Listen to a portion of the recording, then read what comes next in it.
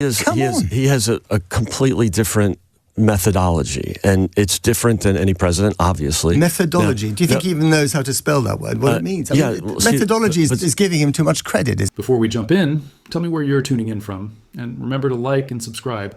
Your support helps the channel grow and keeps these stories coming. In this video, you're about to see what happens when MAGA confidence runs straight into a British reality check and doesn't survive the impact. Watch as Matt Frei calmly, methodically, and without raising his voice, takes apart a Trump defender who insists that abandoning NATO commitments and openly insulting long-standing allies is somehow a legitimate methodology. What makes this moment so striking isn't volume or theatrics. It's the contrast. One side leans on slogans and excuses. The other sticks to facts, history, and basic standards of responsibility.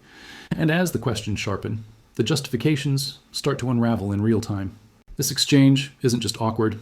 It's revealing. Because when rhetoric is stripped away, what's left is an argument that can't stand up to even the most basic scrutiny. So let's watch this together, see how it plays out, and I'll give you my 2 cents at the end.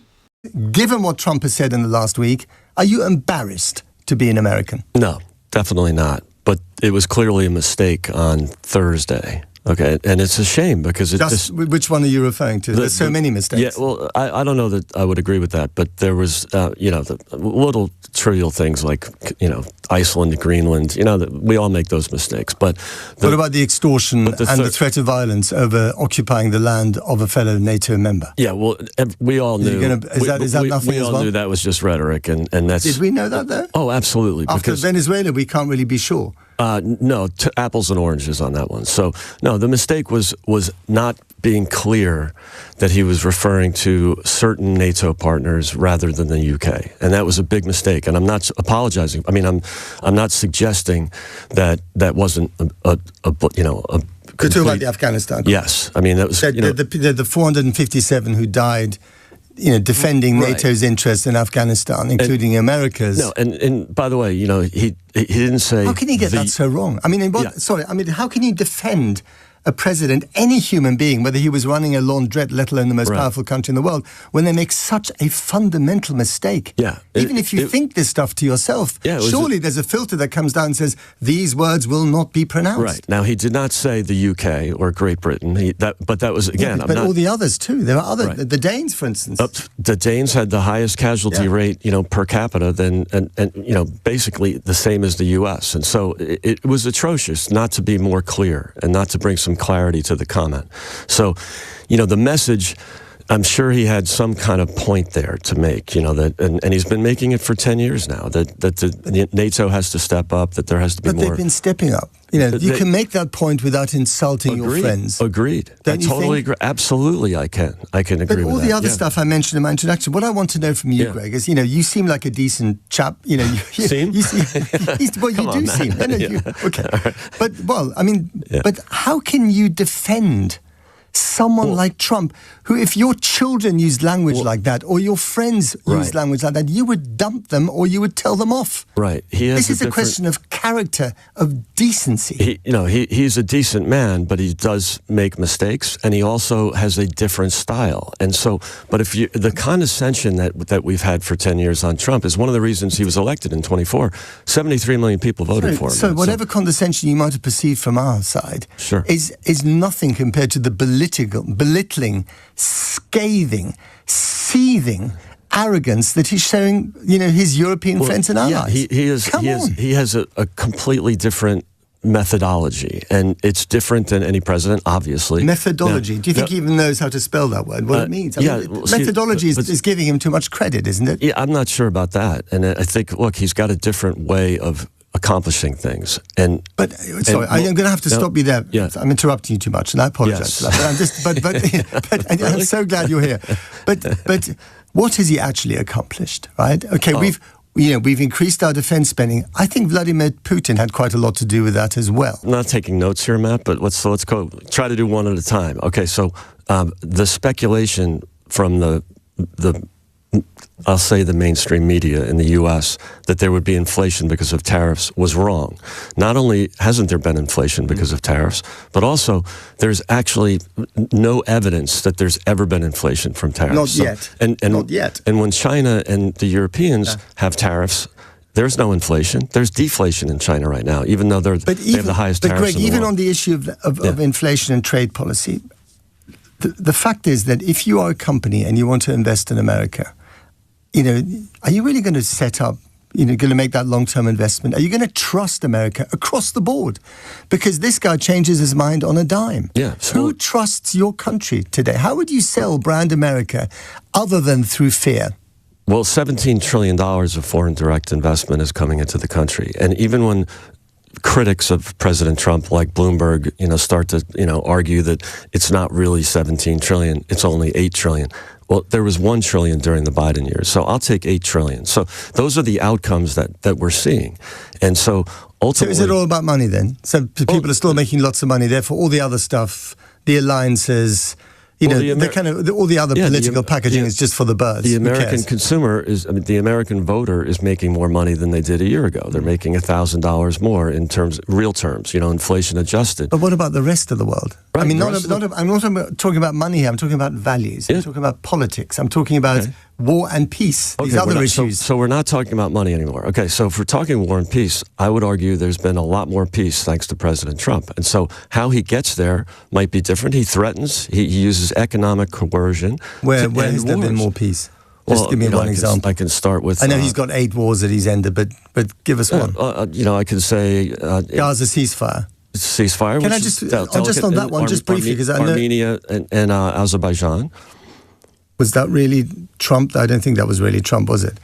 And also on the Gaza ceasefire, can I just tell you, because I know a little bit about Gaza. The Gaza ceasefire, Trump negotiated the Gaza ceasefire before he came into office, and the ceasefire was there when he was inaugurated. And then he allowed the Israelis to break it a few months later because not all the hostages were released in one go, which was always part of the deal, that release would be phased. And then another 15,000 people had to get killed before the next ceasefire. And he only did that one because the Israelis were dumb enough to attack Qatar. But I think we can probably find something that you can criticize the president on besides Gaza. I mean... He stopped the fighting. President Trump had a major victory lap on that. Even his critics were, slapping him. And he did, but he could have. If he'd stuck to the original deal, he would have ended it much earlier. A deal that he broke it. Yeah, sure. And I'm guessing, again, it's speculation that Russia, Ukraine would not have started if Trump was in the White House, and surely... Well, we don't really know that, do we? Because look what happened to the... and now he's handing Ukraine to Vladimir Putin. Just in the last year, you've seen much more peace thanks to President Trump. I don't buy that. But what's he going to do with Ukraine? I have no idea. He's been trying for a year. Is he going to throw Ukraine under the bus? The loose cannon here is Putin in that whole thing, okay? We all, Putin has been very consistent. Very consistent. I don't accept a ceasefire. I will carry on fighting. I want all the land. So what do? Do we invade? Do we send troops there? Do we have boots on the ground from European allies? I've not seen that offered yet. So Trump is trying to end this. He's not been successful. Okay, so 1 out of 8 he's not been successful on. So it's a shame, but that's not on President Trump and that's not on Zelensky. It's on Putin. Do you think the Western alliance is over? No. Why? No, it's improving. In fact, it's improving. Okay, speed bump Thursday with some indelicate comments, but you're making it sound like it's a sort of a burp at a dinner party. I mean, this is consistent stuff over and over again. Trump is basically, insulting his allies and friends. He has been with everything he says. Did you listen to the speech in Dublin, Greg?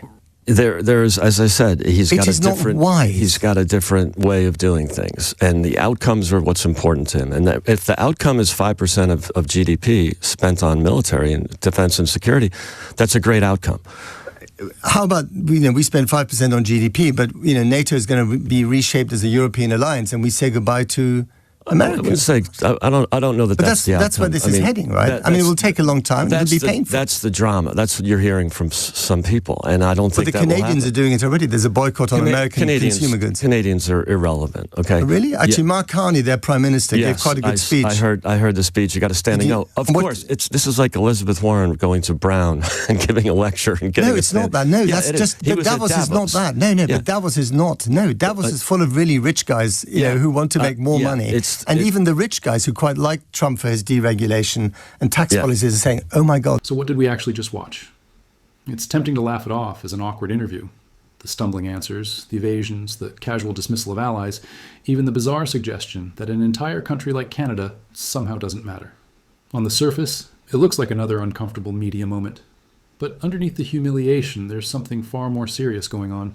What this surrogate just laid out, almost by accident, is a fundamental break from the post-World War II order. For roughly 75 years, the security of the Western world has rested on a simple principle. The United States treated its allies as partners, not as subordinates, not as inconveniences, partners. What we just heard was a shift away from that idea entirely. When he says the alliance is improving, what he's really describing is pressure. When threats to NATO are waved away as minor or indelicate comments, what's being signaled is that mutual defense is no longer sacred. Instead, it's becoming conditional, transactional, dependent on compliance rather than shared values. And that's why this moment matters. This isn't about tone, personality, or a different style of leadership. It's about a worldview where alliances are treated like leverage, and decades of trust are treated as disposable. A worldview where strength is measured by who can be pushed, not who can be relied upon. As Matt Frei made clear, history doesn't leave a vacuum unfilled. When democratic alliances weaken or pull back, other forces step forward. That's not speculation, it's pattern. So the real question isn't whether this interview was embarrassing. It's whether the Western alliance can withstand several more years of this so-called methodology. Let me know what you think. Is the alliance resilient enough to survive it, or are we watching a slow, deliberate unraveling? Drop your thoughts in the comments. I do read them. And if you want more breakdowns like this, hit the like button. Thanks for watching.